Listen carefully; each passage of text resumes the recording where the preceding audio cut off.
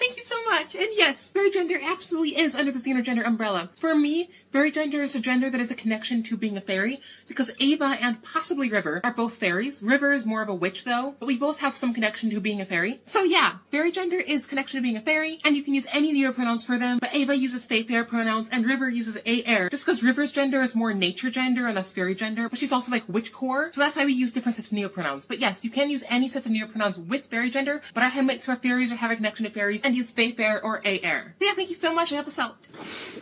I don't know what any of that means, but it sounds fucking retarded. So these people that we often see in these videos that claim neo-pronouns are valid and the people that use neo-pronouns are valid are basically saying that the young fellow we just heard from in the first clip who identifies as a fairy is valid. Whatever. Anyway, welcome back. Thank you guys so much for joining me.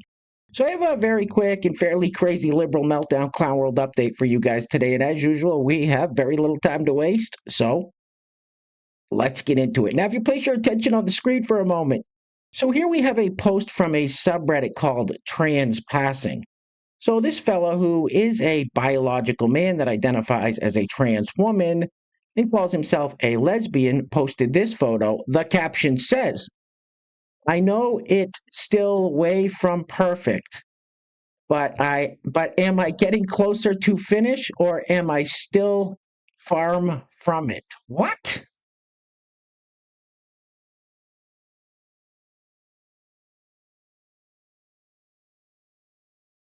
That would be a simple sort of transition, you know what I'm saying? Maybe throw a little rouge on ya, tuck your sack back. You game?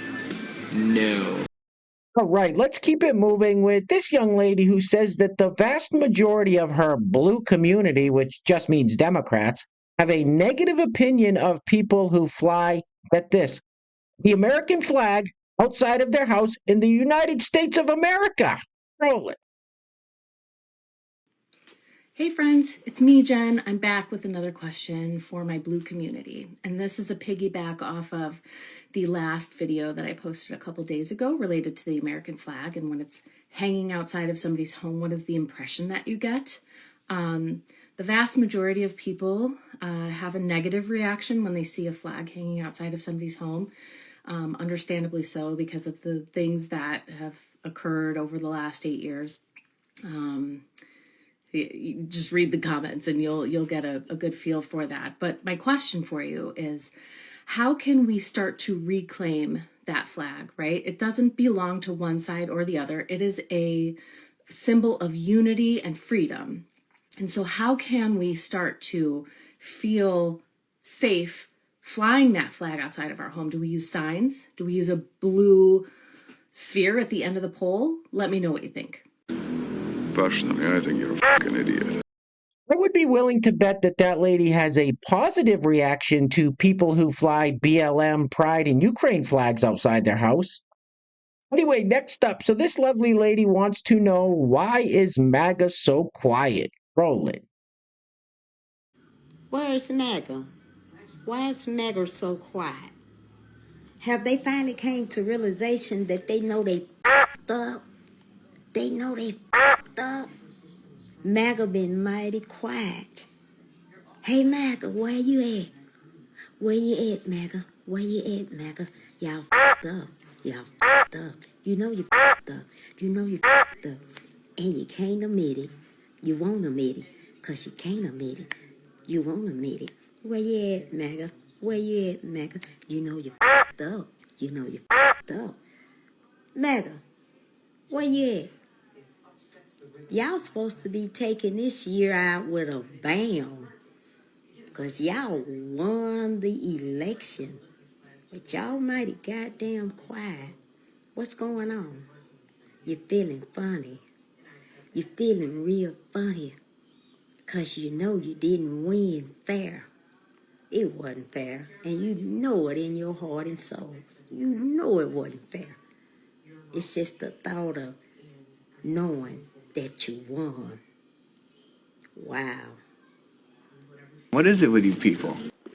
Hey, where are the white women at? What do you mean, you people? Anyway, next up, so this young lady who claims to be a social worker says she remembers what happened to vulnerable communities the last time Trump was president. Roll it. Do you know how many of you actually cut off your own stupid noses to spite your own stupid faces? Yeah. Oh, he's not part of Project 25. Guess who's about to run our government? All the people that wrote the damn thing.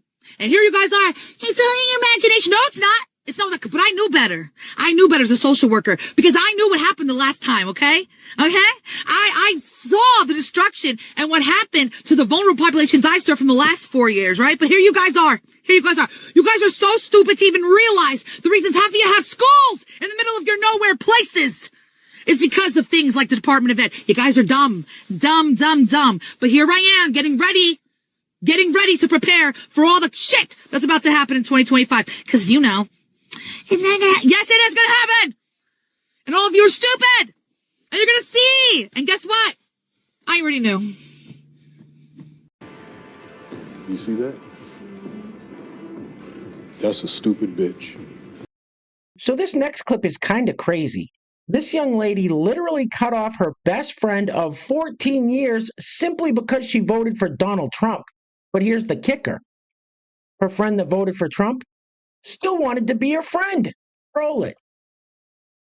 Next to my best friend of 14 years, literally half of my life. I'm 28, and I asked them who they voted for. They said Donald Trump, and they said, I'm assuming you voted the opposite. And I said yes. And then my friend texted me and said, will you still be my friend? Are you crying?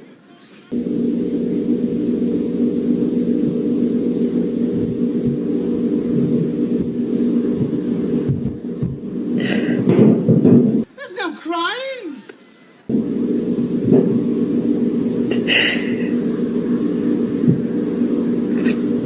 Half of my life, this person is my best friend.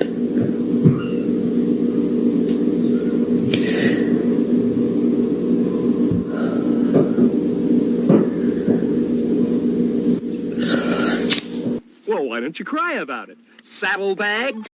Now, these people would have you believe that it's conservatives and Republicans and people on the right that are terrible people. They are the ones that are destroying friendships and families over politics. Anyway, next up, so this lady says Republican women have broke up with their boyfriends and divorced their husbands because they voted for Donald Trump. I'm sorry, but I'm not buying it. Roll it. A lot of Republicans broke up with their boyfriends last night.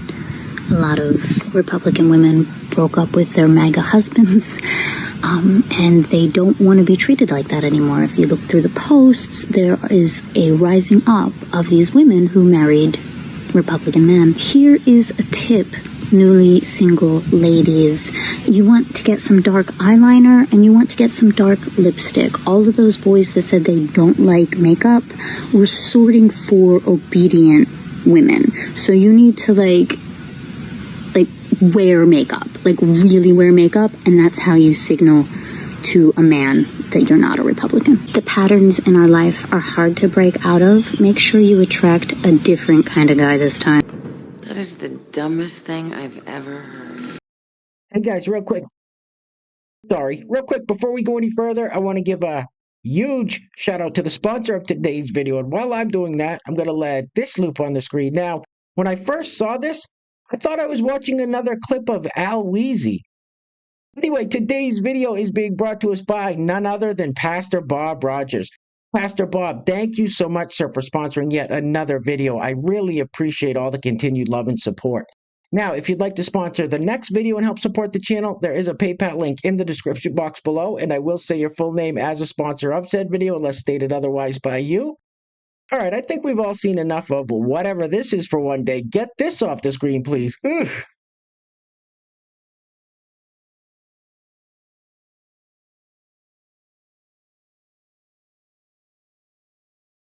Oh my God, look at that whale. All right, let's step away from the political stuff for just 1 second. But not the meltdowns. So this young fella has a complete meltdown because a customer service rep on the other end of the phone called him sir. Roll it. I know I look up right now. It's because I've been sobbing. I was just talking with customer support with my bank. I was calling about some bank stuff. The lady, was super nice.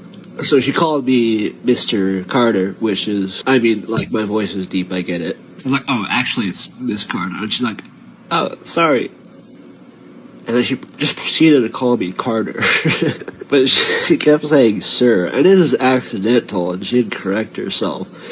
But at some point during the call, I just started sobbing because, the dysphoria has been a lot lately. I feel so bad because she heard me sobbing and she's like, I'm so sorry. I know how it feels, sir. Ma'am. God. I don't blame her at all. Is he out of his f***ing mind? All right, guys, we're going to be wrapping it up with this clip of Joe Biden literally falling asleep at a meeting with African leaders. Thank God this nightmare is almost over. As you can see, he's right above my head there, and there's really not much to hear in this clip. It's mostly visual, but it is shocking nonetheless. Anyway, things are clearly getting very, very crazy out there, guys, so please take care of yourselves. Take care of each other. Till next time, love you guys. Peace. Roll it. With the U.S. in support of the development of the Lobito Corridor. Tanzania views the Lobito Corridor as an integral part of a broader strategy to enhance connectivity in Africa. We also appreciate the fact that the implementation of the project will provide important opportunities for Africa's development in sectors such as agriculture, renewable energy, digital transformation of people, goods and services, but will also promote shared prosperity and inclusive growth across the region. Internal consultations aiming at aligning this project with national priorities and other bilateral and regional commitments. In closing, allow me to reiterate Tanzania's commitment to regional integration and shared prosperity. We note the progress made on the development of the Lobito Corridor and commend the visionary leadership that has brought this initiative to life. And it is through such partnerships and innovations that Africa's Agenda 2063 will be realized. Allow me to reiterate Tanzania's commitment to regional integration and shared prosperity. We note the progress made on the development of the Lobito Corridor and commend the visionary leadership that has brought this initiative to life. And it is through such partnerships and innovations that Africa's Agenda 2063 will be realized. So I strongly suggest that you wake the f*** up. And you ain't black.